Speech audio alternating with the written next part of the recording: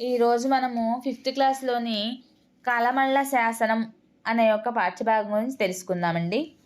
పూర్వకాలంలో రాజులు శాసనాలు వేసేవారు. శాసనం రాజాజ్ఞను తెలుపుతుంది.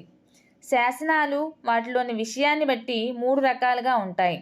ఎక్కువ భాగం ఇవి దాన శాసనాలు, కొన్ని ప్రశస్తి శాసనాలు, మరికొన్ని ధర్మలిపి శాసనాలు ఉన్నాయి.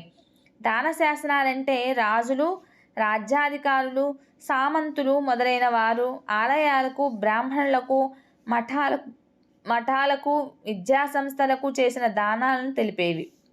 ప్రశస్తి శాసనాలంటే రాజు విజయాలను ప్రశంసించేవి. ధర్మలిపి శాసనాలంటే మతపరమైన నియమాలను తెలిపేవి.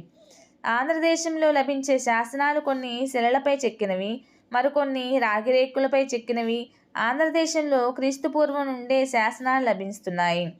మొదటి శాసనాలు ప్రాకృత భాషలో ఉన్నాయి. తర్వాత సంస్కృత, ప్రాకృత మిశ్రమంగాను, ఆ తర్వాత సంస్కృతంలోనూ శాసనాలు వచ్చాయి.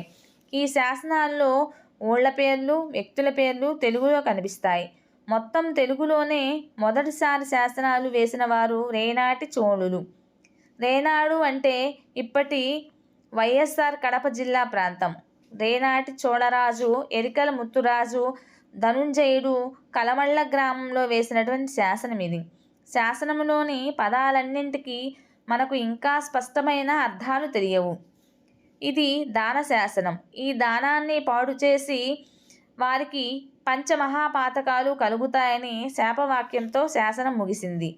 నాటి తెలుగు భాష ఎలా ఉందో, లిపి ఎలా ఉందో, శాసనం ఎలా ఉంటుందో మీరు తెలుసుకోవడానికి ఇదొక ఉదాహరణ. తొలి తెలుగు దివ్వే తెలుగు మూలాల అధ్యయన సంఘం వారి సౌజన్యంతో.